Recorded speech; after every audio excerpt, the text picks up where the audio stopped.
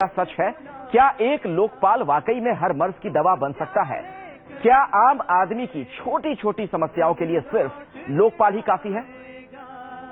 ये तमाम अहम सवाल हैं और इन्हीं मसलों पर बातचीत करेंगे। हमारे साथ कई खास मेहमान मौजूद हैं। हमारे साथ मशहूर मनोवैज्ञानिक निमेश देसाई बने हुए हैं, अमित खेमका हमारे साथ बने हुए हैं और राजेंद्र यादव हंस के संपादक भी हमारे साथ जुड़ गए हैं।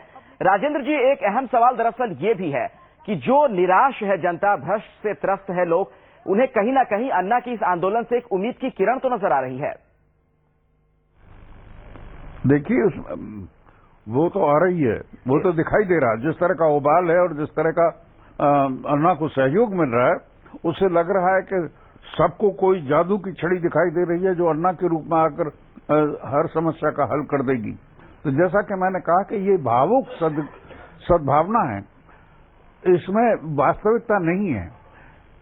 इसको जब तक इसका मूलभूत इलाज, बेसिक इलाज नहीं किया जाएगा, तब तक ये सिर्फ भावना की बात रह जाएगी।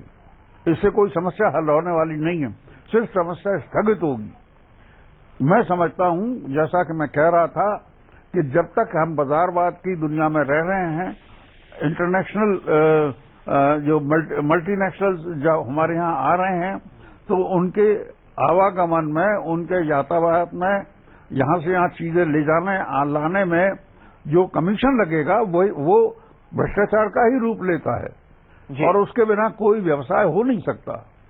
बिल्कुल। राजेंद्र जी, हम लौटेंगे आपके पास। एनडीए के संयोजक और जेडीयू अध्यक्ष शरद यादव ने आज जंतर मंतर पर अन्ना के अनशन में आयोजित खुली बहस में भाग लेने को जायज ठहराते हुए आखिरी फैसला संसद में ही होने की बात कही है। इस बीच तो भ्रष्टाचार बहस कोई आज की नहीं है। जिस दिन से देश में आजादी आई है, तब से ही भ्रष्टाचार पर बहस जारी है, आंदोलन जारी है।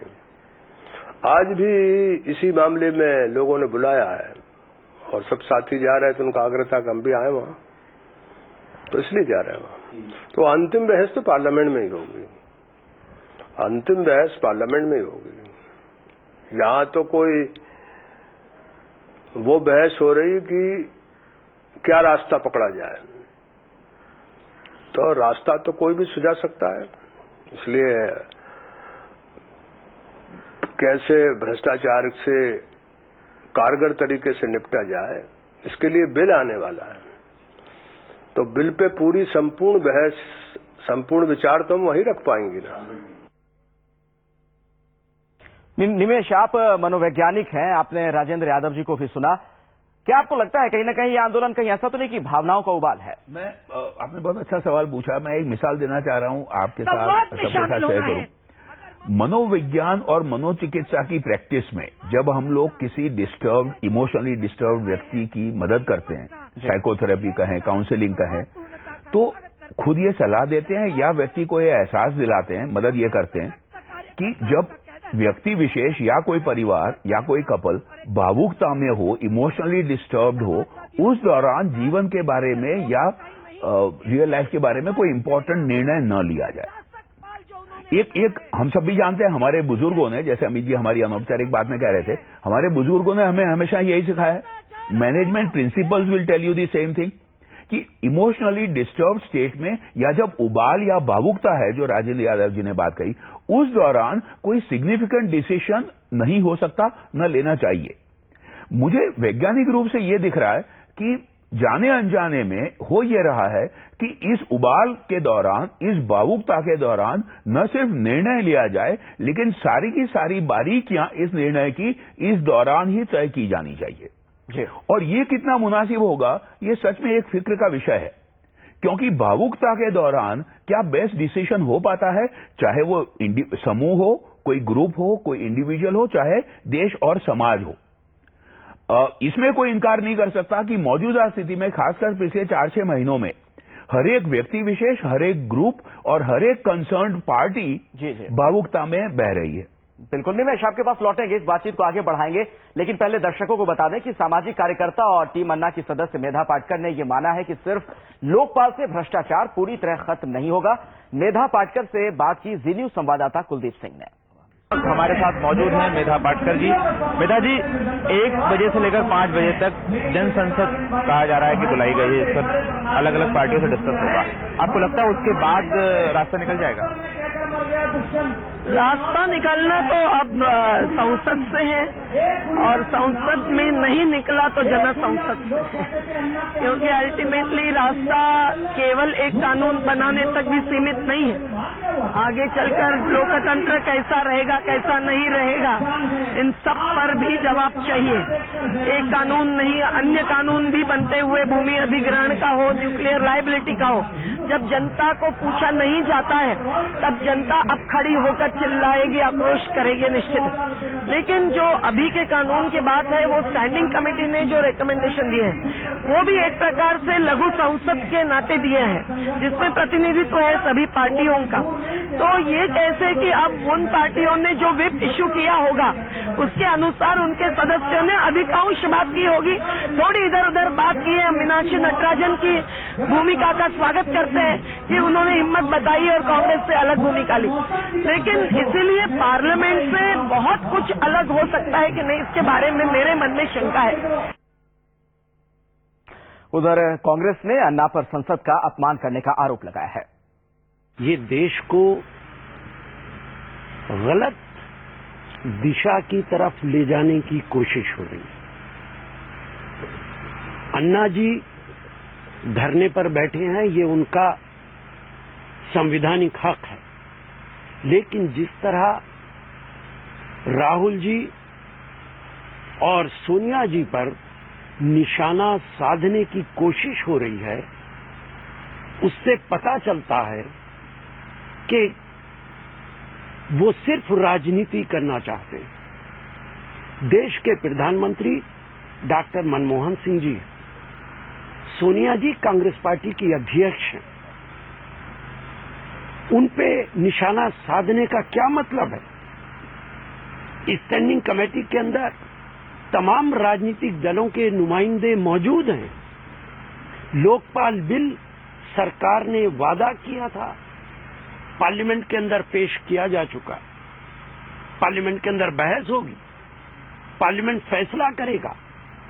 कानून जंतर मंतर पर नहीं बनाया जा सकता, कानून पार्लियामेंट के अंदर बनेगा। मुझे ये कहने में कोई झिझक नहीं है कि अन्ना जी पार्लियामेंट की बेइज्जती कर रहे हैं। सरकार कह रही है सीबीआई को सरकारी शिकंजे के अंदर रखा जाएगा, और हम जानते हैं कि किस तरह से हर पार्टी ने, जो भी केंद्र में सत्ता में आई पार्टी, उस हर पार्टी ने किस तरह से सीबीआई का दुरुपयोग किया है। सीबीआई भ्रष्टाचार को रोकने के लिए नहीं है, सीबीआई ये कोएलिशन की गवर्नमेंट, ज्वाइंट गवर्नमेंट को चलाने के लिए है। जो मुख्यमंत्री आंखें दिखाए, जो कोएलिशन पार्टनर आंखें दिखाए, उसके पीछे सीबीआई को छोड़ दो, वो अपने आप 2 दिन के अंदर ठीक हो जाएगा।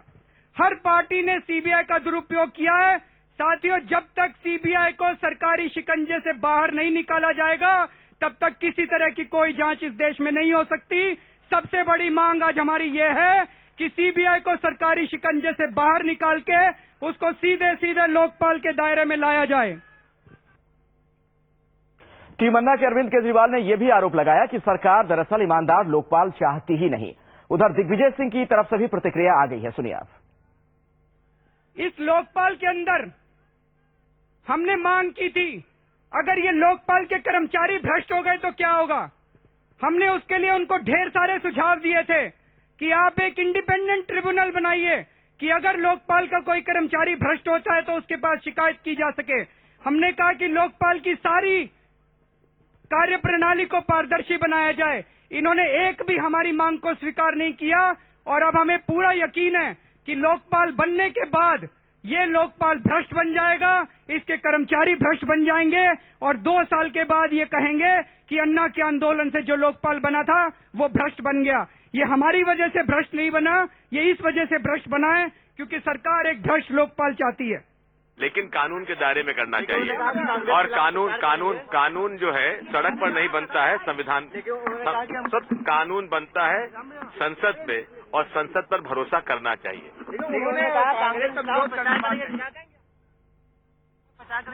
उनका स्वागत। तो वार और पलटवार का ये जो सिलसिला है एक नए सिरे से फिर से शुरू हो चुका है, और इस बीच आपको ये भी बता दें कि अलग अलग जो दल के नेता हैं वो भी पहुंचने शुरू हो चुके हैं जंतर मंतर पर। ये पूरी खबर आपको तफसील से बताएंगे, लेकिन फिलहाल एक छोटा सा ब्रेक।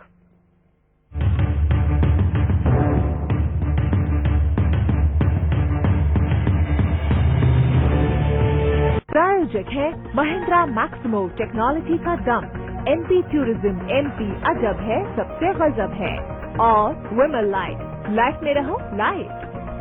जीत की घंटी कभी भी बज सकती है, बस लकी टिकट उठाएं और पाए मौका जीतने का कार हर रोज, बाइक हर घंटे, SMS करें टिकट 52121 पर। अब चलें?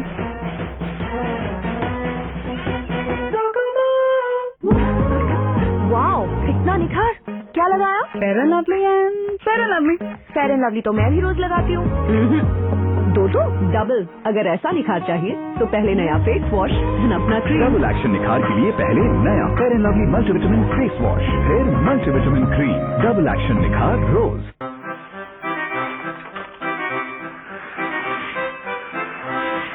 Action Tessa laminated wooden flooring. Get ready to be floored. As you can see, multiple Indians are celebrating TVS Wigo, winning 4 Scooter of the Year awards. 1 नहीं 2 नहीं 3 नहीं 4। मेरे भाग्य की शादी है। For those who do not understand Hindi, this man just said TVS Wigo rock.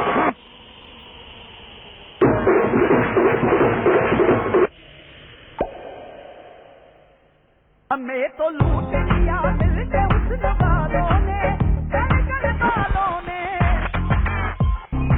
Dandruff से परेशान? अब आजमाइए केटोमैक्स।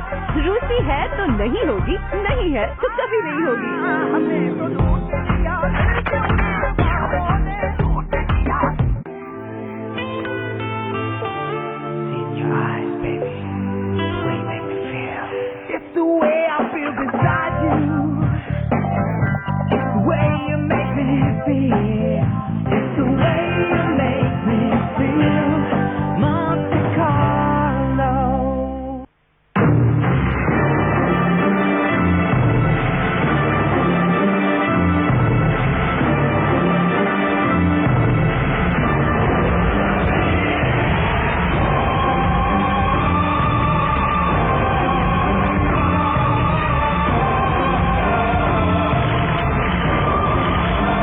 Feel the power of a digital SLR. Canon EOS. Canon. Recession is a state of mind. सुनो, hotel 4 के बदले 6% interest दे रहा है। खाता खोल दो क्या? अरे बिल्कुल खोल दो अंकल। उसको 2% ज्यादा मत समझना, बल्कि 50% एक्स्ट्रा समझना।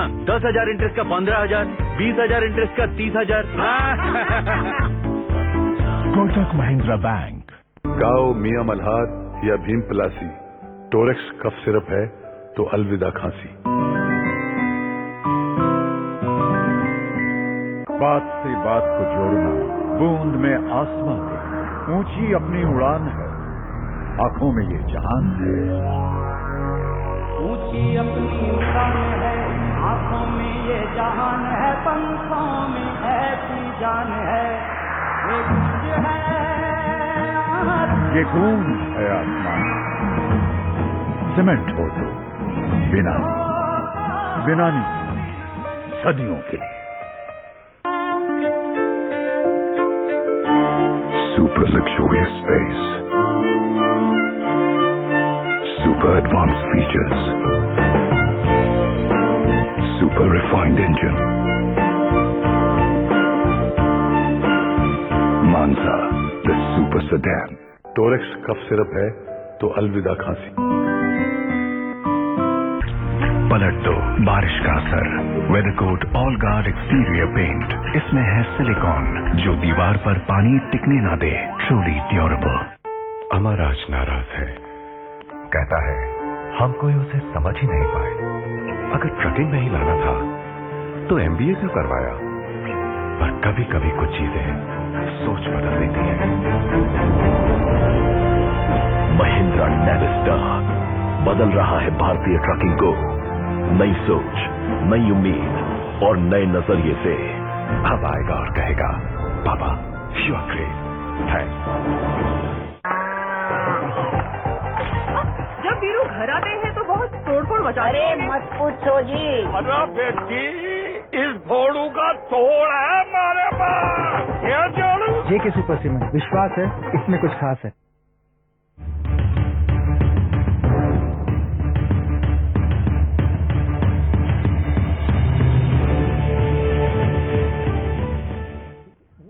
तो जंतर मंतर पर अन्ना हजारे का एक दिन का जो सांकेतिक अनशन है उसकी शुरुआत हो चुकी है और इस बीच खबर यह है कि सियासी दलों के नेता भी वहां पर पहुंचने शुरू हो चुके हैं। हम आपको तस्वीरें वहां की दिखाते हैं, कौन कौन से नेता, किन किन पार्टियों के नेता वहां पर पहुंच रहे हैं। लेफ्ट के कई नेता वहां पर पहुंचे हैं, इसके अलावा बीजेपी के भी कुछ नेता वहां पहुंच गए हैं। इन तस्वीरों में आप देख सकते हैं वृंदा करात नजर आ रही हैं, मंच पर पहुंची हैं वृंदा करात सीपीएम के नेता। इसके अलावा अरुण जेटली भी यहां पर पहुंच चुके हैं। खुद अन्ना हजारे ने इन तमाम नेताओं का स्वागत किया। वर्धन भी यहां पर पहुंच चुके हैं और साथ ही जो उनकी पॉलिट ब्यूरो के मेंबर हैं डी राजा भी यहां पर पहुंच चुके हैं। हम आपका भी बहुत बहुत शुक्रिया अदा करते हैं और स्वागत करते हैं। और ऐसे में जाहिर तौर पर निगाहें इस ओर हैं कि आखिर ये नेता यहां पर क्या बोलते हैं और इनका क्या रुख होता है।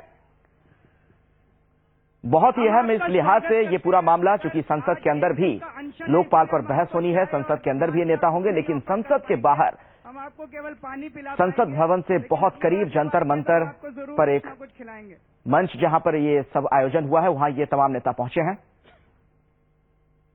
हम आपको पानी पिला हम भाई ये सब करते हैं।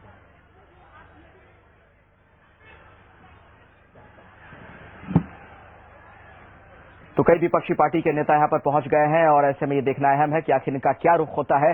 लोकपाल पर खुली बहस की ये तैयारी है।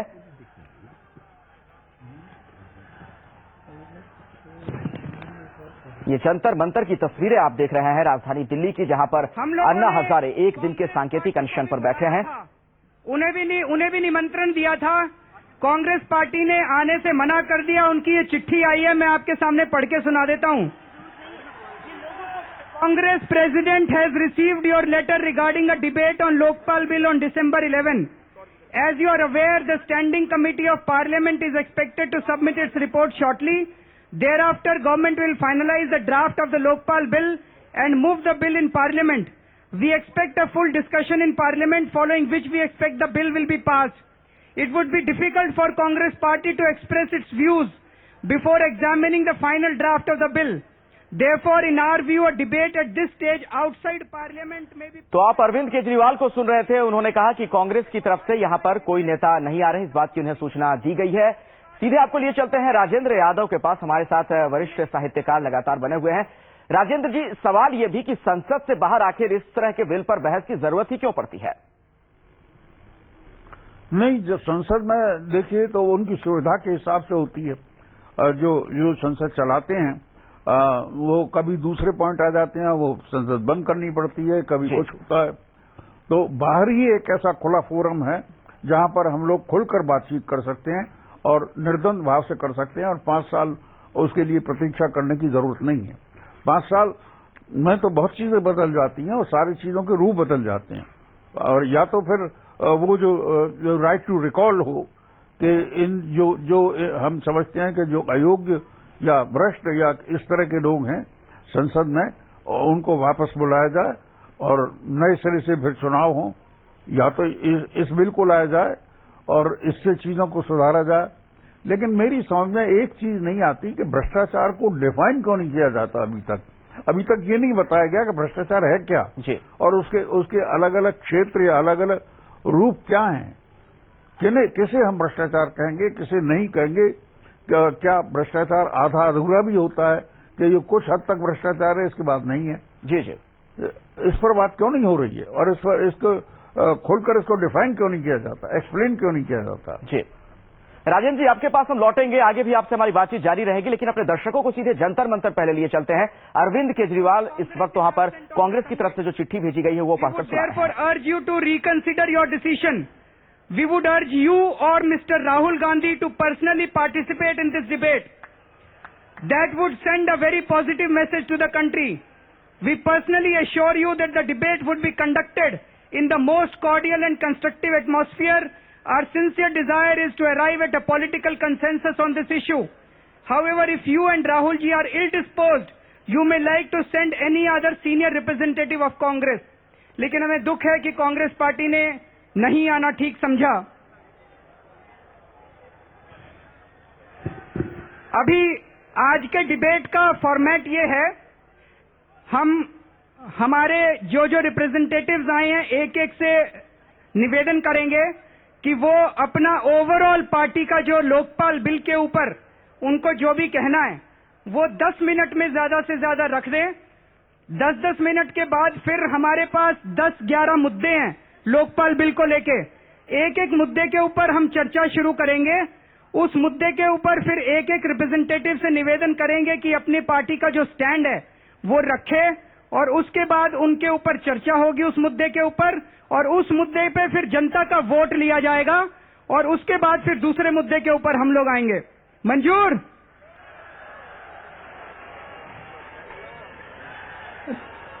मैं अल्फाबेटिकल ऑर्डर से चलना चाहता हूं, लेकिन बीजू जनता दल के अभी पिनाकी मिश्रा जी आए नहीं हैं, इसलिए भारतीय जनता पार्टी के अरुण जेटली जी से मैं निवेदन करूंगा कि वो अपनी बात 10 मिनट के अंदर रखें। सर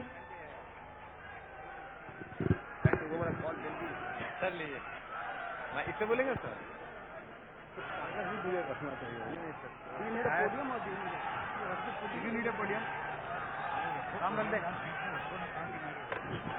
इसमें जुड़ा हुआ है क्या? नहीं, कोई दिक्कत नहीं।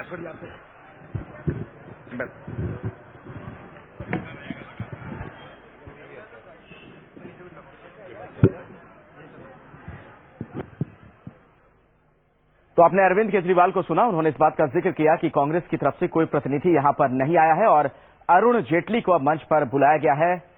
उनकी जो राय है, उनकी पार्टी का जो पक्ष है इस मसले पर वो रखने अन्ना जी, देश के विभिन्न राजनीतिक दलों के नेतागण और जंतर मंतर के प्रांगण में इस विशाल समूह में मौजूद मेरे मित्रों, मैं श्री अन्ना जी और उनके सहायक सहयोगियों का आभारी हूं कि राजनीतिक दलों के और विभिन्न नेताओं को और मुझे आपने यहां पे आमंत्रित किया है।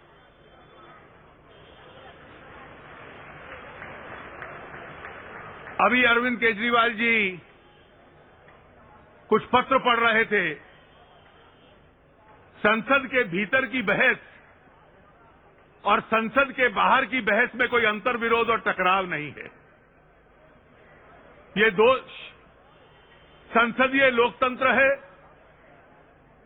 लेकिन यहां लोकतंत्र में जनता की भी एक आवाज रहती है। कानून केवल संसद में बनता है और हम राजनीतिक दलों को संसद के भीतर अपने प्रतिनिधि और सांसदों के माध्यम से अपनी बात कहने का अवसर मिलता है। लेकिन जनमत क्या है, वो जानने के लिए जनता के भीतर भी जाना पड़ता है और इस देश के विभिन्न नागरिकों को यह अधिकार होता है कि इस प्रकार के कार्यक्रमों के माध्यम से, ज्ञापनों के माध्यम से, अपने वक्तव्यों के माध्यम से संसद तक अपनी आवाज पहुंचा दे।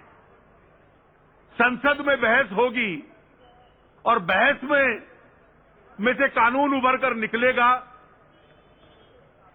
लेकिन जनता क्या चाहती है और राजनीतिक दलों के अपने क्या विचार हैं जो जनता तक पहुंचाना चाहते हैं, इन दोनों विषयों में कोई अपने आप में अंतर विरोध नहीं है। इस बात में अब दो राय नहीं रह गई कि इस देश को एक मजबूत और निष्पक्ष लोकपाल की आवश्यकता है। ये तो सभी कहते हैं कि इस देश में मजबूत लोकपाल चाहिए, निष्पक्ष लोकपाल चाहिए, जो इस देश के जो भ्रष्टाचार करता है उसकी जांच कर सके, भ्रष्टाचार करने वाले को सजा दे सके, सजा दिलवा सके और फिर अन्य लोग जो भ्रष्टाचार करते हैं उसके डर और भय की वजह से उस रास्ते पे चलने से इनकार कर दें। ये तो अन्ना जी को जो पत्र प्रधानमंत्री जी ने भी लिखे, उसमें भी कहा गया कि मजबूत और दृढ़ लोकपाल चाहिए, निष्पक्ष लोकपाल चाहिए। लेकिन वो मजबूत और निष्पक्ष लोकपाल बनाने के लिए कुछ विषय ऐसे हैं जिनकी चर्चा हो सकती है, कुछ विषय ऐसे हैं जिसमें सरकार क्या चाहती है, विपक्ष क्या चाहता है और आप लोग क्या चाहते हैं, इसके ऊपर चर्चा हो सकती है। लेकिन कुछ बुनियादी सिद्धांत ये हैं, जो बुनियादी सिद्धांत आवश्यक हैं, जो उस लोकपाल कानून की आत्मा है, और उस आत्मा के साथ उन बुनियादी सिद्धांतों के साथ कोई समझौता नहीं हो सकता। संसद में जो स्टैंडिंग कमेटी थी, मेरे दल के जो सांसद थे, जो उस रिपोर्ट से असहमत थे, उन्होंने अपनी असहमति का एक नोट भी दिया है। और जो वो मूल विषय हैं, जो इस कानून की आत्मा बन सकते हैं, उनके विषयों में मैं केवल संक्षिप्त से मैं आपके सामने रखना चाहूंगा। हम ये मानते हैं कि शासन और सरकार में जो भी व्यक्ति है, वो लोकपाल के दायरे में आना चाहिए। ये तर्क दिया गया कि प्रधानमंत्री जी को लोकपाल के दायरे से बाहर कर दिया जाए। ये भी कहा गया कि ये भी संभावना है कि जब प्रधानमंत्री अब से अपने पद से हट जाएं, तो जो पद के दौरान उन्होंने भ्रष्टाचार किया है, पद में रहते हुए बाद में उनके खिलाफ मुकदमा चलाया जा सकता है। हम लोग इसका पूर्ण रूप से विरोध करते हैं।